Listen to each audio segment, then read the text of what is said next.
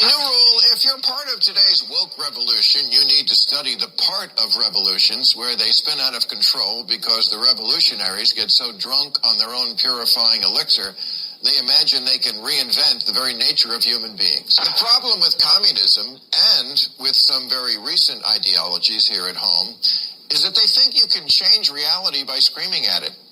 That you can bend human nature by holding your breath. But that's the difference between reality and your mommy. Yesterday I asked ChatGPT, are there any similarities between today's woke revolution and Chairman Mao's cultural revolution of the 1960s? And it wrote back, how long do you have? New rule. Good morning. It is Sunday. Thank God it's Sunday. March the 19th, and this is The True Conservative. Welcome to all the butchers, bakers, and candlestick makers out there. I'm Ron, your host, and the only true conservative in the United States today. So today, after the Serenity Prayer and the Star-Spangled Banner, we will have no free lunch, Donald Trump, Bill Maher, the rape of the mind, covert manipulation, and Don't Think of an Elephant by Dr. Lakoff. All that and more when I get back.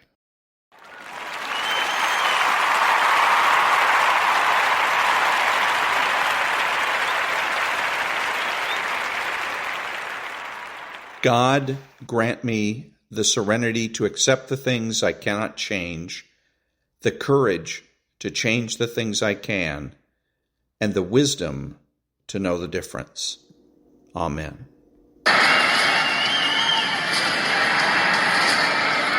Ladies and gentlemen, please remain standing and remove your hats for the national anthem of the United States of America.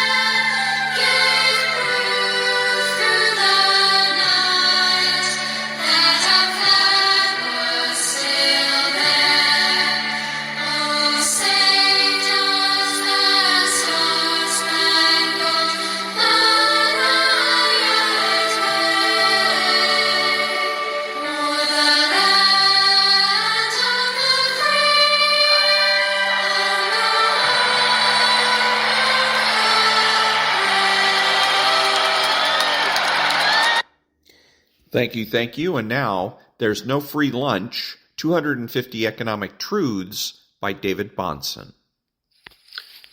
The argument for liberty is not an argument against organization, which is one of the most powerful tools human reason can employ, but an argument against all exclusive, privileged, monopolistic organization, against the use of coercion to prevent others from doing better. F.A. Hayek. The strawman argument most often used against those of us who oppose top-down command-control management of society is that we favor chaos and disorder. Quite the contrary. History has taught us, validated by all we know about human nature, that the results of statist social organization is chaotic tyranny at worst and coercive cronyism at best. On the contrary, the fruits of social organization, rooted in reason and voluntary cooperation, have been unprecedented peace and prosperity. And that was There's No Free Lunch by David-Bahnsen. Back in a minute.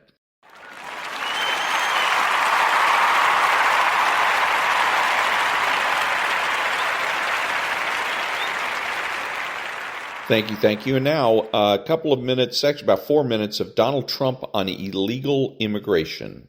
They did that, and we had stay in Mexico, and Nobody would come into the United States, and we had that border. So until we got approval, if they were good, if they qualified, and many of them did, not that many, but many, and they'd come into the United States and live happily ever after. But we kept everybody out. There wasn't MS-13. We took MS-13 out by the tens of thousands.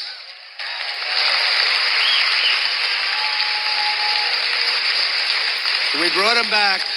We had 3 countries in particular, and we brought them back. And we, when I first came in, I said, why aren't we bringing them back, sir? Under the Obama administration, they wouldn't accept them back, sir. I said, what do you mean they wouldn't accept them back? Guatemala, Honduras, El Salvador, a couple of others, but those 3 in particular, they wouldn't accept them back. And I said, well, how much money do we pay them? Sir, we pay them $750 million a year. I said, okay, explain to them that as of this moment, they're not getting any money anymore. Because they literally wouldn't. When we had a plane flying in with these horrible people, MS-13 and others that are just horrible, killers, rapists, drug dealers, they'd be flying, and they'd put planes on the runway so our planes couldn't land. They wouldn't let our buses in. They wouldn't let anything, and they didn't want them back. They were gone. They were the ones that got them out. They'd put them in the caravans. I came up with that name, but it was a caravan. They'd put them in the caravans, oftentimes in the middle of the caravan, and you'd have this big caravan coming up to the country. It's just terrible. So what I said, we ended all of that stuff. You didn't see that until this administration. Now it blows everything away. Nobody's ever seen what's happened. Nobody's ever seen it. But I said to them, what happens? They said they won't take them back. So I said, okay, just explain that they're not getting any money from the United States. The following morning, I got like 3 calls almost at the same time. 3 leaders of the 3 countries that I mentioned. Sir, there must be a misunderstanding, though. What's the misunderstanding? We would be glad to have MS-13 come back. We love them very much. And we got them out by the tens of thousands. Tens of thousands. Our countries are emptying out their... You take a look at what's going on with these countries. The other countries, they're emptying out their prisons, their insane asylums, their mental institutions, and sending all of these people and these massive problems and unbelievable costs, they're sending them to us. There was a picture and a little story about a mental institution in a certain country. And the doctor said, I've been working so hard for 20 years, I couldn't keep up with everything. We're so busy. People wouldn't even have beds. They were so busy.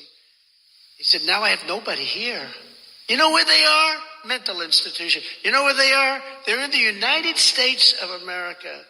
It's our problem. And you know what? If you ran one of those countries, Kim, you would have done the same thing. I would have. They're cleaning out their prisons. They're emptying their prisons. Their prisons are empty. They're mental institutions. They're insane asylums, a word you're not supposed to use anymore. Words you're not supposed to use. Kind of like Biden. I have 3 words for you. We don't want to be caught in that predicament. So 2 words. Insane asylum. These are words you're not supposed to be using anymore. It's not politically incorrect. But mental institutions are being emptied out by the thousands and thousands and thousands. And think of the money they're saving and all of the problems they're saving. And they're dumping them into the United States of America. We're like a dumping ground. And we end that stuff. It'll end so fast your head will spin. It's horrible what's happened.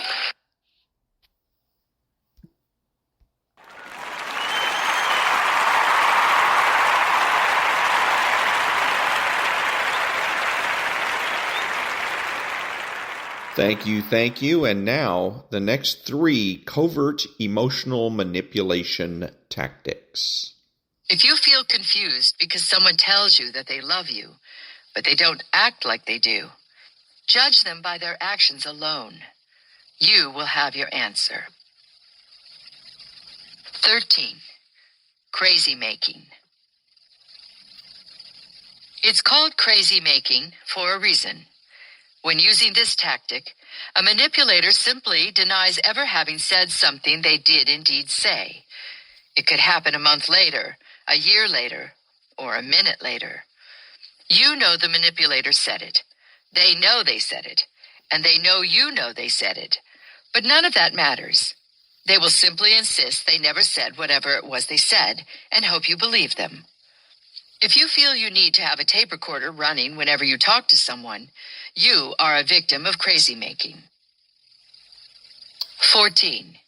Gaslighting. Using the tactic of gaslighting, the manipulator denies and therefore invalidates reality. Invalidating reality distorts or undermines the victim's perceptions of their world and can even lead them to question their own sanity. I don't know where you got that idea. It's all in your head. You've always had a bad memory. That never happened. Are you crazy? You must be trying to confuse me. You're imagining things. I have no idea what you're talking about.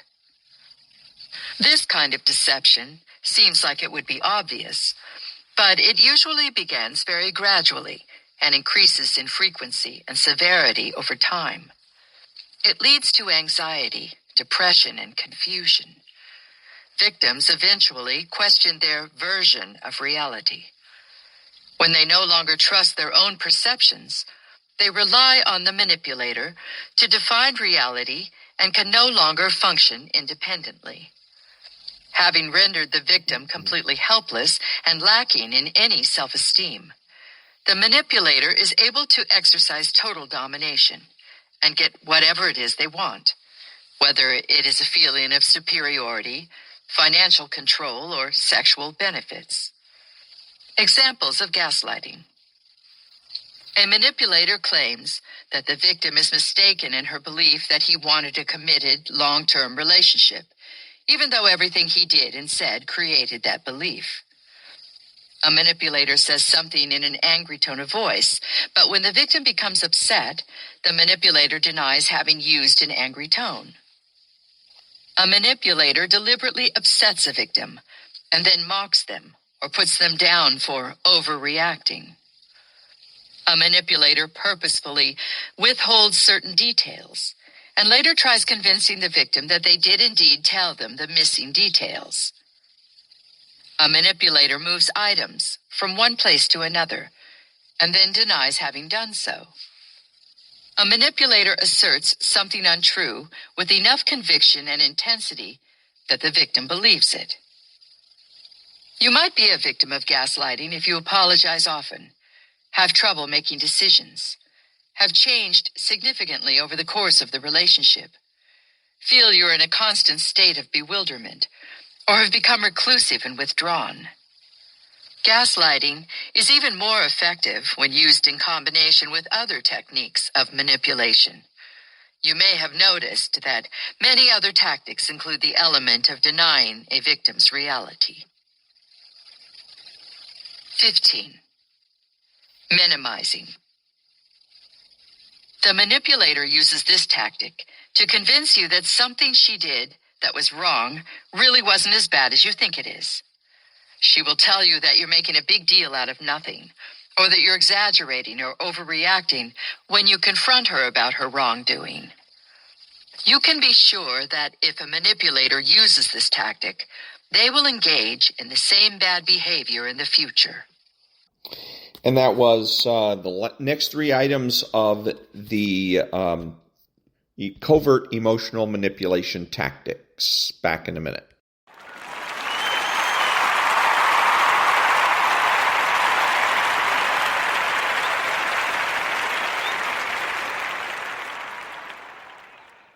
Thank you. And now, The Rape of the Mind, Hypnotism and Mental Coercion by Joost-meerlo. Hypnotism and mental coercion. From the time immemorial, those who wanted to know the inner workings of the other fellow's mind in order to exert pressure on him have used artificial means to find the hidden pathways to his most private thoughts.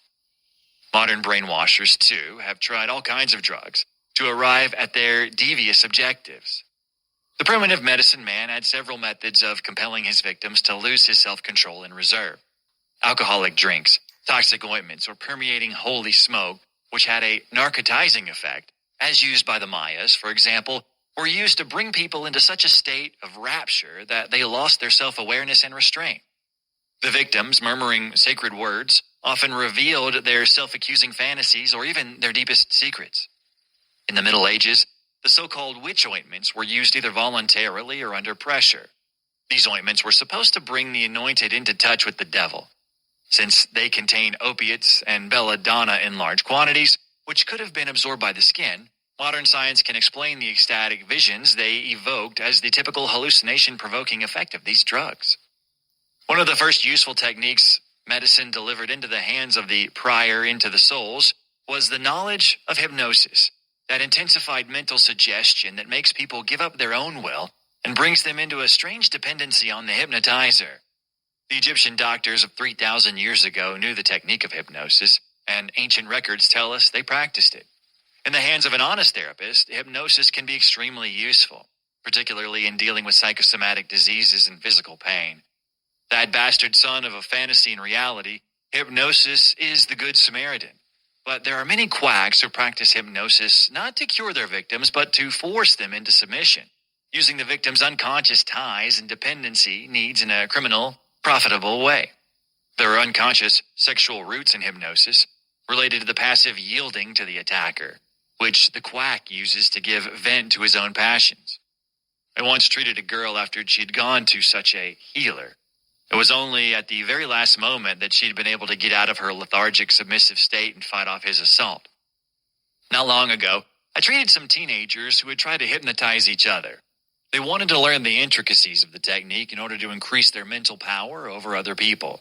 Inspired by some comic book stories, they imagined that through the use of hypnosis, they could influence girls to yield to their sexual advances.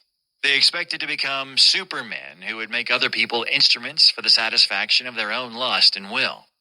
One of the most absorbing aspects of this whole problem of hypnosis is the question of whether people can be forced to commit crimes, such as murder or treason, while under a hypnotic spell. Many psychologists would deny that such a thing could happen and would insist that no person can be compelled to do under hypnosis what he would refuse to do in a state of alert consciousness. But actually, what a person can be compelled to do depends on the degree of dependency that hypnosis causes and the frequency of repetition of the so-called post-hypnotic suggestions. Actual psychoanalysis teaches that there even exist several other devices to live other people's lives.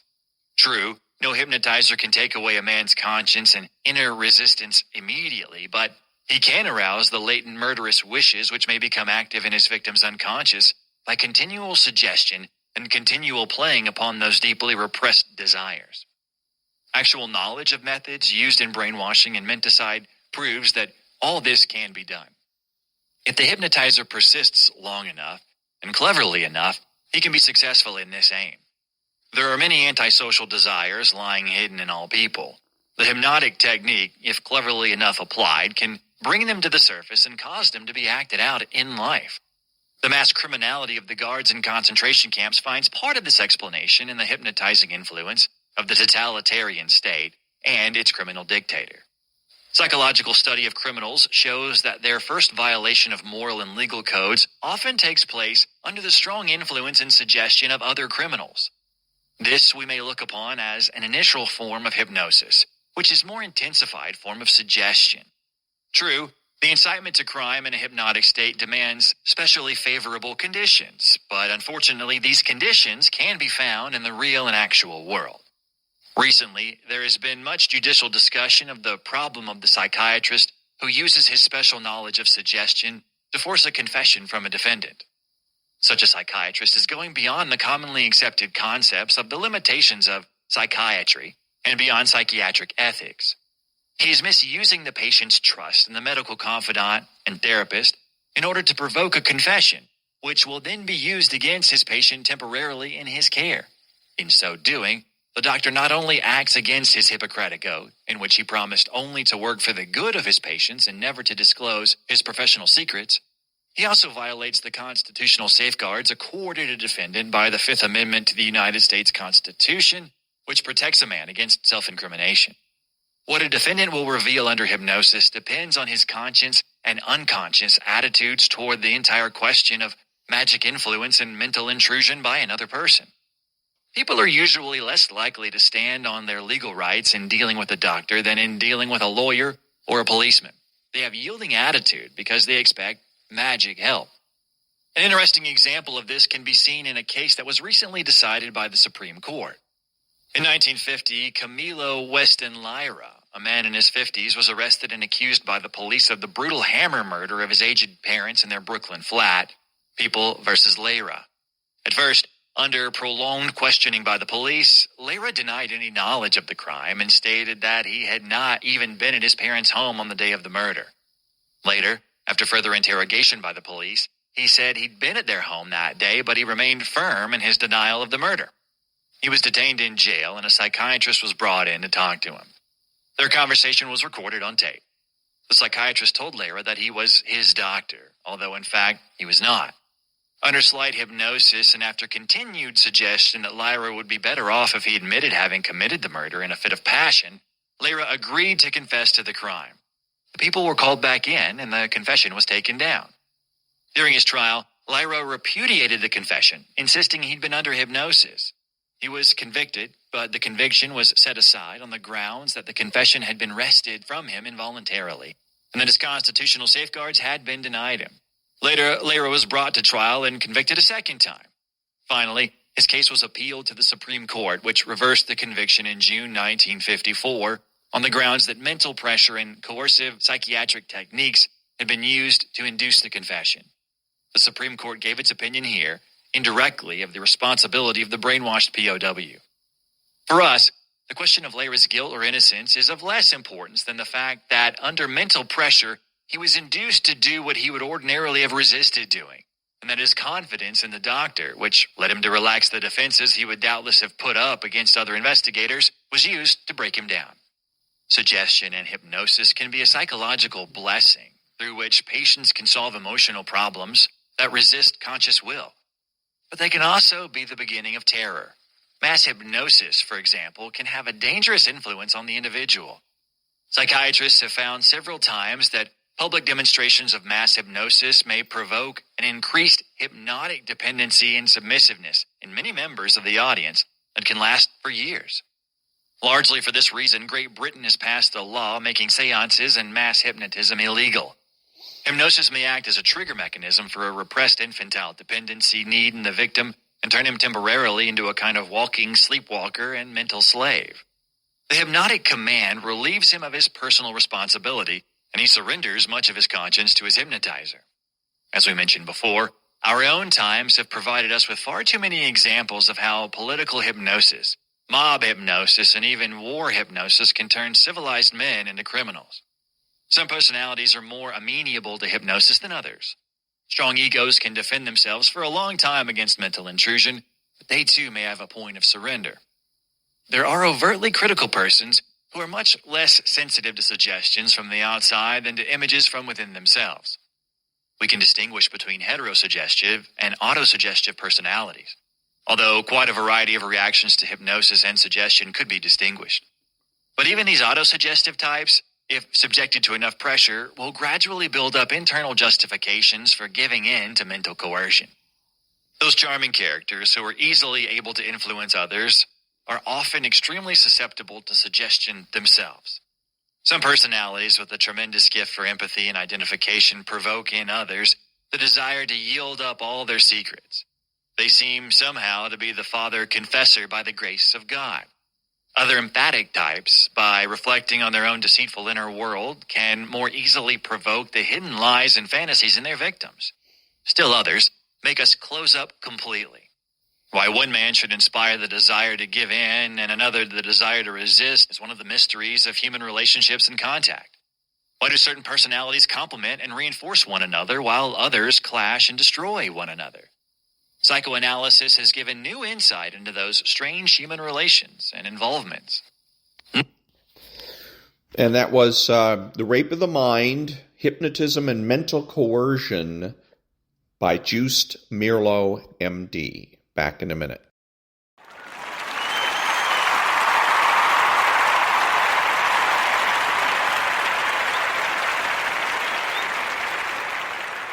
Thank you. And now, Chapter 6 of the book, Don't Think of an Elephant by George-Lakoff. And again, he's talking about how to successfully, and it's geared to Democrats, but it's good for Republicans to hear and know about as well, how to successfully use framing to win arguments. Chapter 6. The private depends on the public.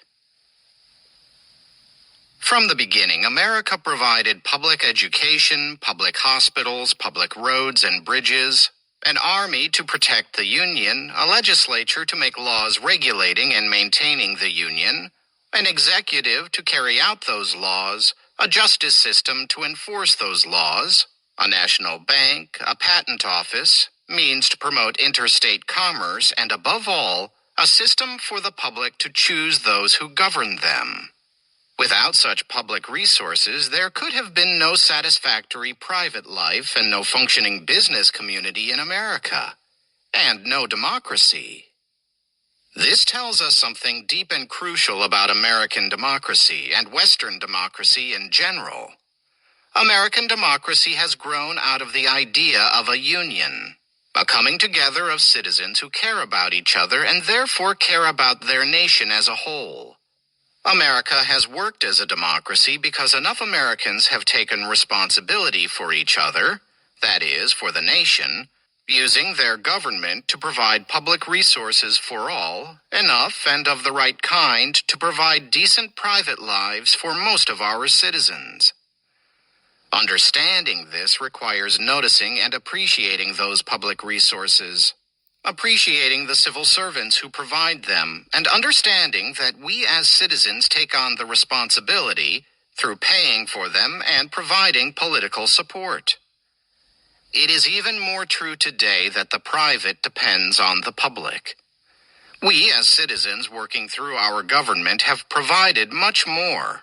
An electric grid, public universities, an interstate highway system, publicly funded scientific research that has resulted in the field of computer science and all computer technology, satellite communications that make telecommunications and the internet possible, modern medicine, airports and an air traffic control system, pilot training through the Air Force, a Center for Disease Control and a Food and Drug Administration, an Environmental Protection Agency, a national park and national monument system, a public resource management system, a civil service to replace the corrupt old spoils system, and on and on.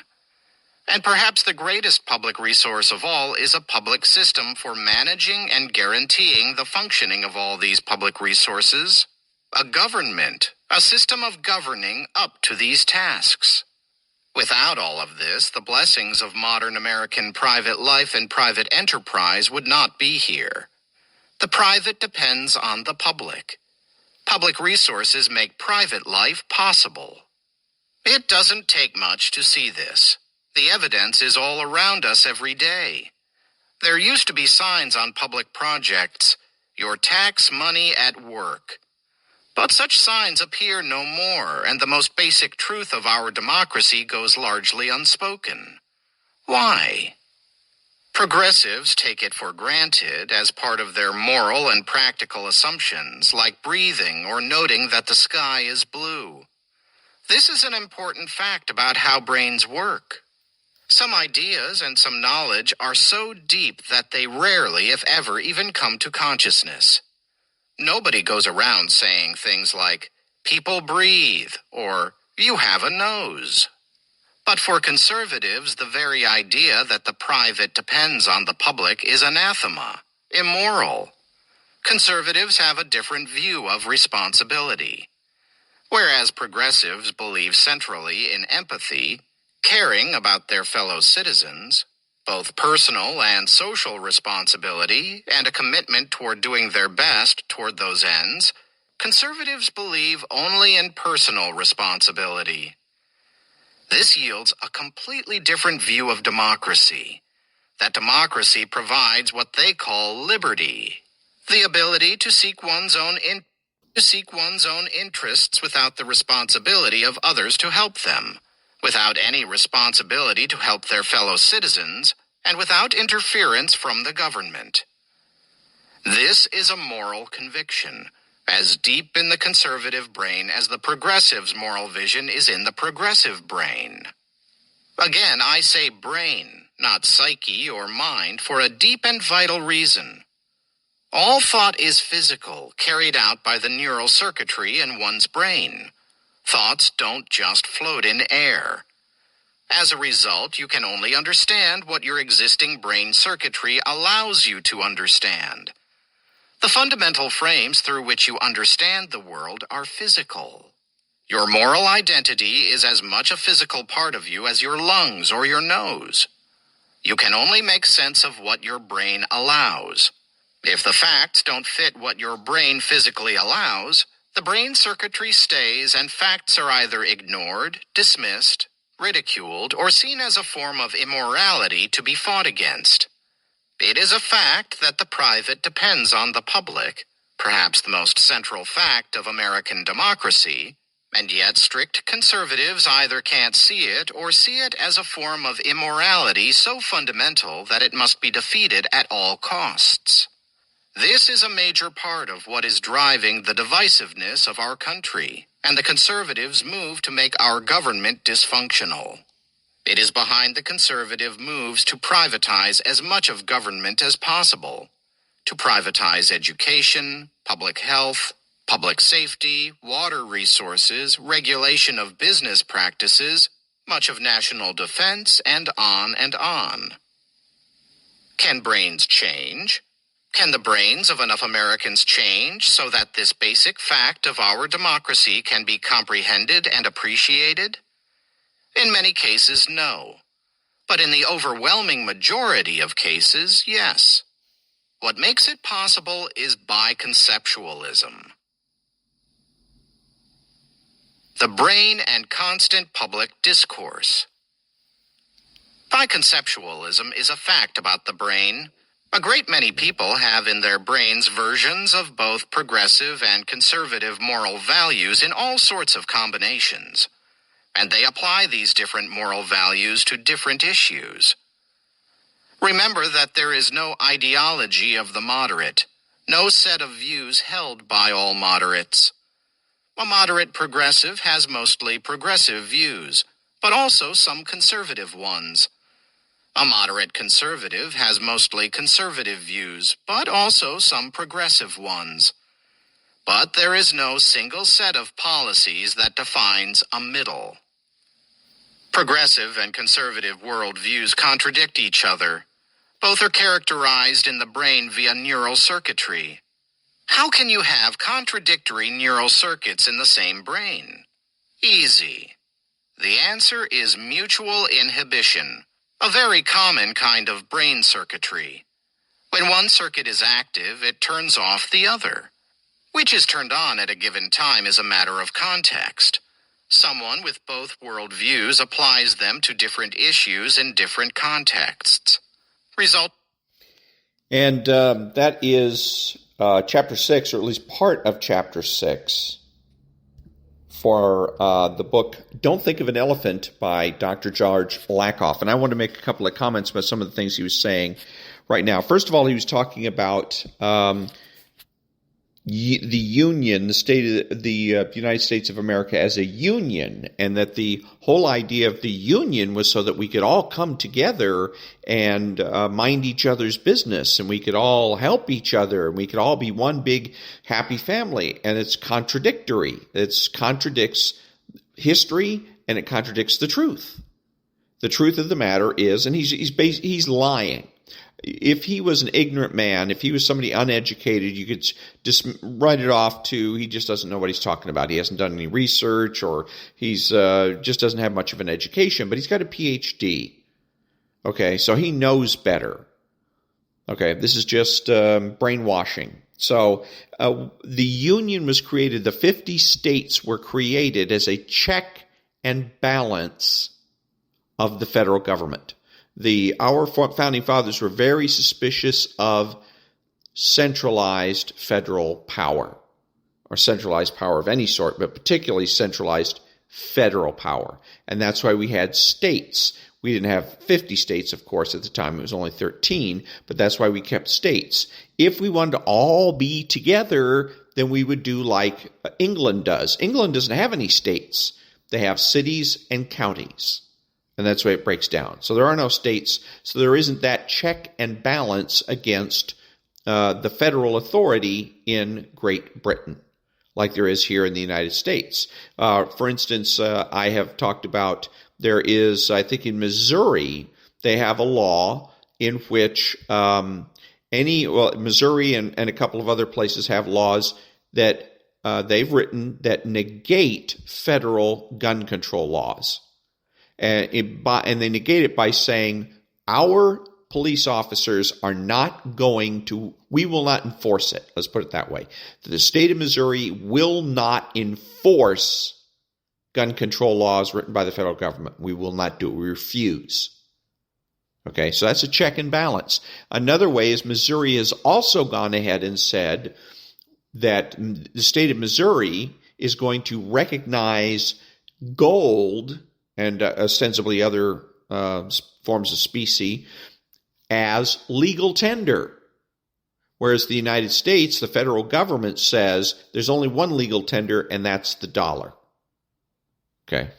We can own gold, and we can have it as an investment, but it's not a legal tender in terms of going to the store, for instance, and using gold coins or other types of gold or silver, copper, whatever, precious metals in order to buy our groceries.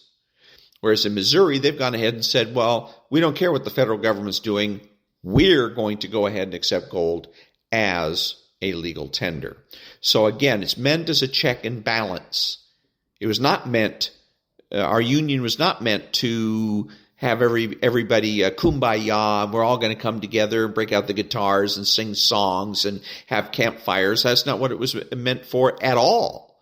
The whole idea of the union means, yes, we have separate states, but we're unified under one federal government. But again, the states remain as they are because they're used as a check and balance against the federal power. Now, also, he was saying the private depends on the public, and he does not provide any evidence of that whatsoever. It's called an arbitrary claim. What he's hoping that you're going to do, or that I will do, is that we will rush out to try to prove a negative and prove that that doesn't happen, or that there is no private dependence on the public, et cetera, et cetera. And we don't have to do that. If he doesn't provide evidence, then we have to not only get to, but we have to ignore it. Okay? So even if it was that way, then the question would still remain, does it have to be that way? That's a question the left likes to ask all the time. Does it have to be that way? And conservatives usually don't have an answer for that. They don't know what to say. Well, that same question could be put right back on the left. So, again, with him on these 2 points, the union was a check and a balance. It's not a way of all of us getting together. And the private he doesn't depend on the public. And we know that because he simply provides zero evidence or proof of that statement. So it's arbitrary, and so we get to ignore it. Back in a minute.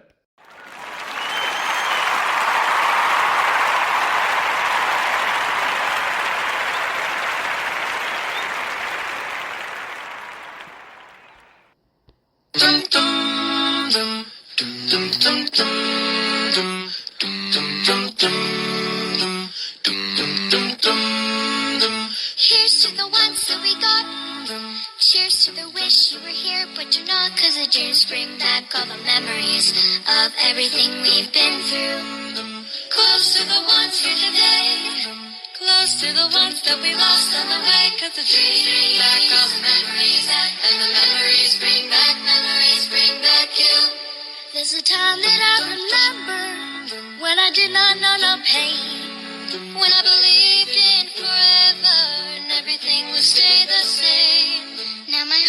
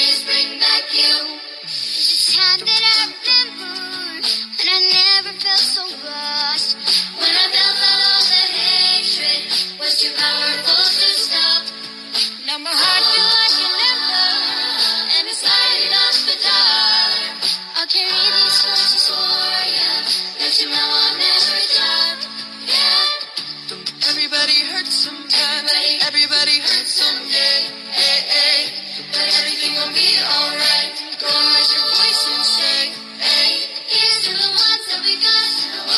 Cheers to the wish you were here, but you're not, 'cause the dream echoes memories of everything we've been through. We've been close to the ones here today, close to the ones that we lost on the way, 'cause the dream echoes memories, and the memories bring back you. Memories bring back you.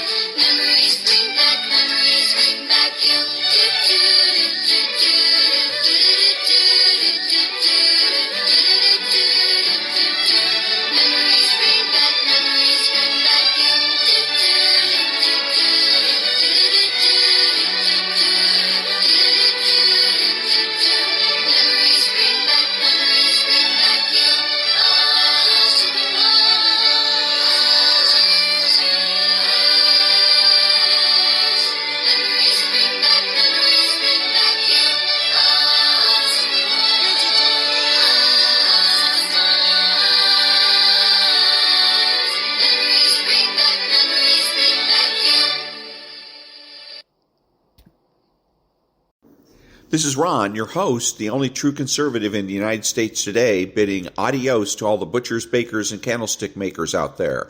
So I'm reminding you that the left has no authority, no power, and they can't win.